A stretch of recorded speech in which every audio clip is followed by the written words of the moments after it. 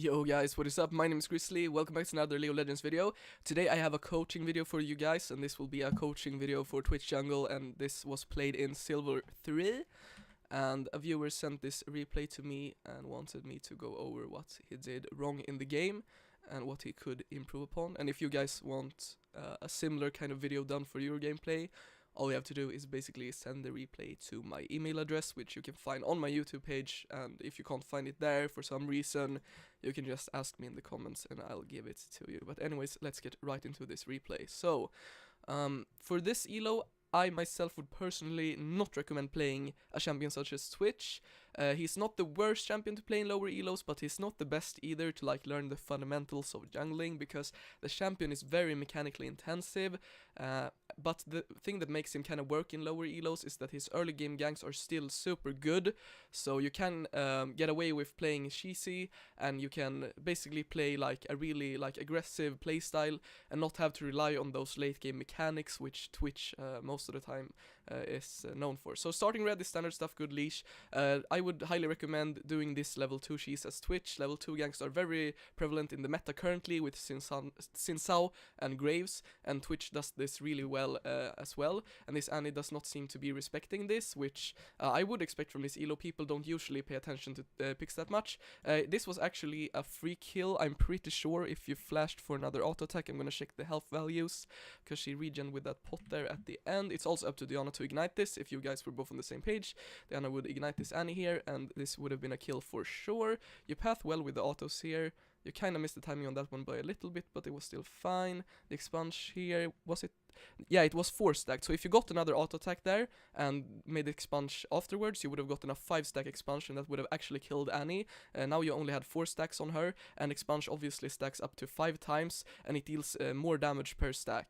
So that was kind of a mistake on your part. You could have flashed like this and would have been an auto attack range, and maybe took in like 1 tower hit and then would have gotten away safely. So that was a slight misplay, which ends up costing you a lot, because when you risk the level 2 gank and you don't get the kill, you fall behind by a bit depending on what the enemy jungler decides to do. Now their Trundle, you don't have this information of course, but he's taking the crab. This is kind of bad by him, because if you guys had any sort of vision on this side of the map, that would mean that his red buff was free for you to take, so this is really not good. A standard clear, if you guys want to know for jungling, if you don't want a level 2 gank, is you start a buff, then you go to this side of the map, or the opposite side of the map. If you start here, you obviously go to the blue buff then, so you go buff to buff, but you can also take raptors in between. Depending on the champion, you can also take raptors in between. Depending on the champion, it's Gromp as well. So when you take 3 camps like this, and then you take the crab on the opposite side of the map, so this is fine though for you, because you already pathed up here, so then going to crab afterwards is fine. But after this, you should be either looking for info here, but as you probably you can't know that Trundle is here, so the safer path here is after crab you go into your red buff, and then you take Gromp, because Twitch is really good at taking Gromp because it's single target. Then after this I would probably look for a top lane gank depending on the lane position. Mundo seems to be pushing here though, so it could be hard. Also looking for a return gank on Annie is very vital in this game, because her flash is down, and since you didn't get the kill, you really have to make sure that you utilize this flash timing to get the kill onto Annie. So here you path down to your jungle, this is solid. We see Trundle mid now, and you see right here that he doesn't have red buff when he shows into mid lane here. So it really depends on the lane's priorities, whether what you want to do here. But as you can see, your top laner is pushing in Garen, and your mid laner is building a wave towards Annie. So this means that after you take this blue buff, I would just straight path into his jungle and try to invade him, because your lanes have priority and they should therefore move first. Here you're looking for a top gank, this is fine. I'm actually gonna check the stealth duration here, because I think you could have walked around from a better angle here. Here you should have probably walked around like this. Let's check the stealth duration here. So you still have a lot of the stealth left when you open up, so I would have waited a bit more there to get a better angle, but this seems to score a kill anyways, so that ended up working out. Garen had flash there, so he could have survived for sure, but I'm not sure what Trundle is doing here. That's very bad by him. Now you got his red buff as well. And now since you have a smite here, I would just go into his jungle and take a camp here and get some more punish in before I would recall and reset for the items, because you have 2 kills here. So you going into your own jungle here and taking camps is a bad play, because you could have easily taken his Gromps here. And you knew that Trundle couldn't have time to take Gromps, because we saw him in mid lane, and then since he had the red buff when you killed him here, you knew that he has cleared red, and there was no way in hell that he had the time to walk from mid to red and take the golems, I mean, and still be able to make it to top in time. So, like, see, if you took this camp here, not only would have you denied the goal, but you would have also wasted so much time from him. Let's see if you do that. You decide to stay. This is really questionable. You have a lot of gold on you right now, so I would just back here for sure. Get more pressure on the map by having an item advantage. You're really too low to do anything useful now anyway, so you're basically just wasting time in my opinion here. This is like super bad. You're just running around wasting time here in my opinion. You could have, during this time, if you backed right after this camp, you would have been here almost anyways, and you would have had the reset. So basically you just could have gotten a back for free here, and you didn't like lose anything by backing there. So this was like super wasted, basically. Garen is not respecting the gank. He has flash up though, so you probably get his flash here. It's good. Now you definitely have to back though. Like, you can't stay. Okay. So I think like from this replay, I'm not sure how every game is, of course, but like gameplay patterns such as these are often very repetitive. They often like concur a lot of the times, and I do think that a huge problem for you is that you're not resetting properly and getting an item advantage on the map, because now we have 2 kills, but it doesn't equate to anything as long as you haven't bought the items. So like this, from the lane positioning will never work. You're just wasting time here, and you're delaying your power spike by backing as well. So now you finally decide to recall. So that was like about 2 minutes too late, I would say. If he contests this, he's dead because your bot lane has priority. So he's trolling really hard right now. This is super bad by Trundle. Holy shit. Wait, actually, he's gonna die. Oh my god, that fucking hurts my eyes, dude. Okay, whatever. It's a super bad play by Trundle, but I guess that shit happens in this elo because people don't react properly to invades. That's also why it's super important in this elo to, in my opinion, play a jungle that can always 1v1 the enemy jungler if you're on an even playing field, because then you don't have to rely on your teammates if they decide to retard invade like that. So you're walking to Annie, you walk way too close to her, you're actually dead here if she plays it well. She didn't play it well, but Trundle came. Yeah, like, there's no reason to walk this close for this gank, and you're also, like, at super low HP, and, I don't know, I really do not like this gank whatsoever. You walk, like, into melee with her, as you can see here. Your auto attack range is from here to here, by the way. It's, like, somewhere around here to here. You have 550 range, and you walk into melee with her, and it's really bad. You still have a lot of camps topside, and farming these, if you kite it properly, you would be around full HP. Maybe slightly less. If not, you could always back, and you have a pretty solid buy here. You can finish Berserker Greaves or your jungle item probably after these camps, and you would also be level 6, and having level 6 against Annie is super important, because then your auto attack range is so long that she can't just ult you in your face when you start attacking her. So that would be a lot better if you wanted to gank mid. So we ended up not punishing Annie during the time her flash was down, which was also bad, and when she had it up again we went for a really forced play. We got her flash again, but we flashed ourselves and we died, so it was really bad. And now Trundle of course has the priority to walk into your jungle here.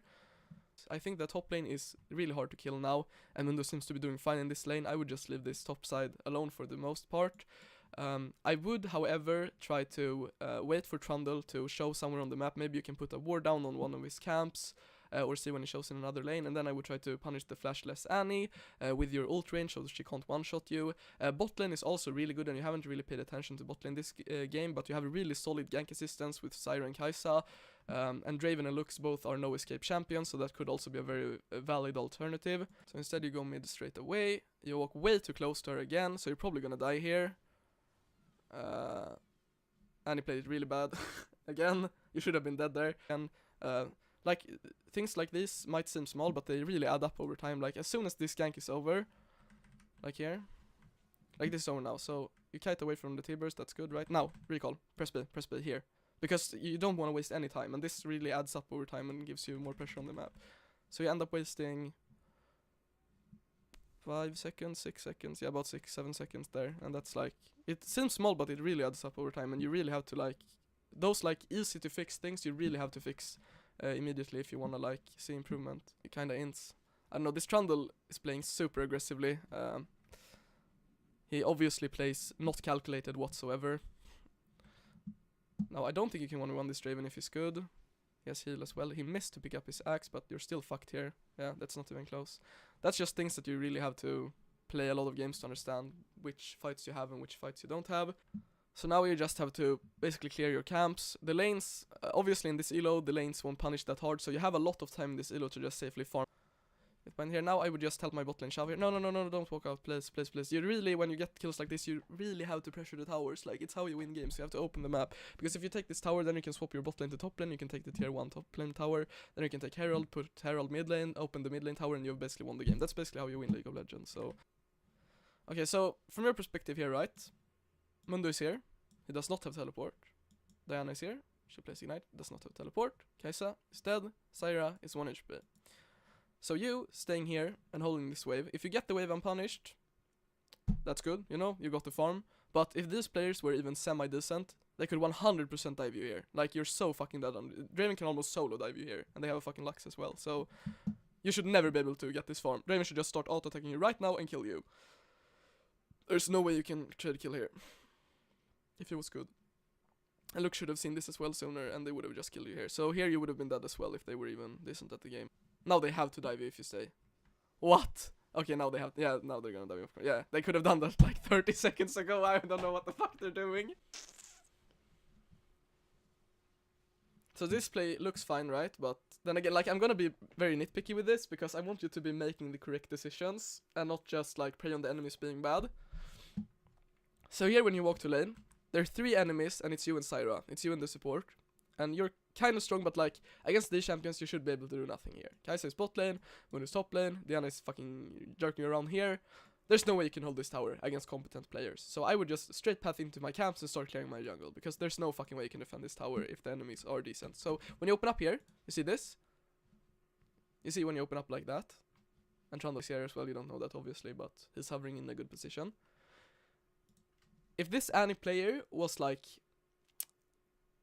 I hate to like repeat myself, but if she was playing like decently, as soon as you open up here, she presses E, W, Q, R, stacks up to 4, stuns you, one-shots you here. Right here, you're dead. Like, you just inted again. It's basically what this is. Nash is up, 2 people bot lane. You have Mundo here. Yeah, this is a free Nash for sure. You guys should really start Nash here, in my opinion. But it really actually depends on the way you play it, but if, like, everyone plays decently in this situation, you guys should really get the free Nash here. Because they are 2 bot lane and 1 dead, so the only ones who can contest are Trundle and Annie, and you guys are 4 people. So this should be a free Nash for sure. Mundo can just tank it forever. Let's see what you guys do.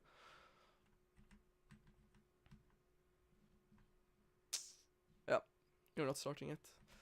Now you see the entire enemy team walking toward bot side. Now if this was high elo, this would be the biggest int play ever, because all of you could just rotate like this and take a free Nash, or force the enemies off the Infernal and they would funnel in here, where Zyra could stand here, put up her plants, you could have comboed all of you guys, you could have turned around from the Nash while Mundo was tanking it, and you could have ulted them all down and you would have won the game.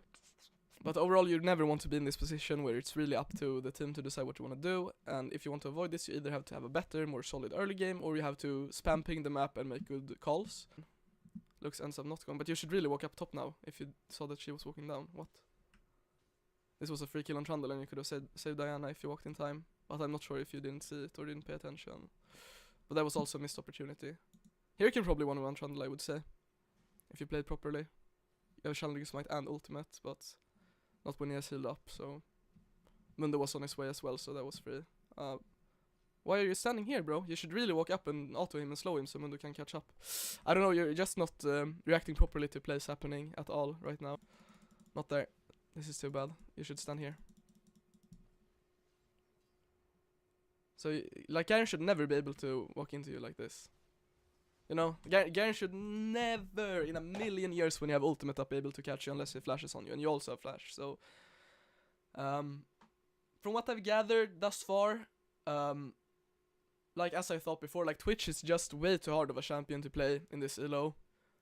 And since you can't 1v1 the enemy jungler effectively, even though you got an early advantage, which was well played by you, relative to the other players on the map, you couldn't properly make it into an advantage for your team, because you still could not 1v1 Trundle, and they were not responding properly. So therefore, you either have to be a god in the early game and get such a huge lead that you can 1v1 the enemy jungler as Twitch, or you have to be so mechanically good on him that in the later stages of the game, you can carry team fights. That's the 2 ways you can win with Twitch. Yeah, not much to do here. Okay, so, what to take from this game? There's a lot to improve on. Overall, I would stay away from Twitch, unless you commit to him really hard and really refine him and practice him a lot. If you play the champions such as Twitch, you have to be able to either get a really solid early game advantage, and if you get flash from laners, you have to punish it within 5 minutes to get a kill after the flash, otherwise it doesn't mean anything unless your laner gets a solo kill, which you can't rely on. If you can't do that, you have to be able to farm up, get really solid like gold and XP lead and everything like that, and then translate that into carrying team fights by using your range on your ultimate and your kiting abilities to get 2 or 3 kills every team fight to reliably carry games. And if you can't do either of those two, Twitch is not a good pick. There's a lot of like macro decisions and stuff like that, which obviously you can't expect from silver players to be able to know. But what you really, like, the biggest thing to take out from this is you really have to like constantly think about, okay, when this person like walks forward like to the tier 2 tower and he's alone, we see 3 people on the other side of the map, 1 person is dead, I have a teammate close to me, should I go on him? Most of the time, like 99% of the time, the answer is yes.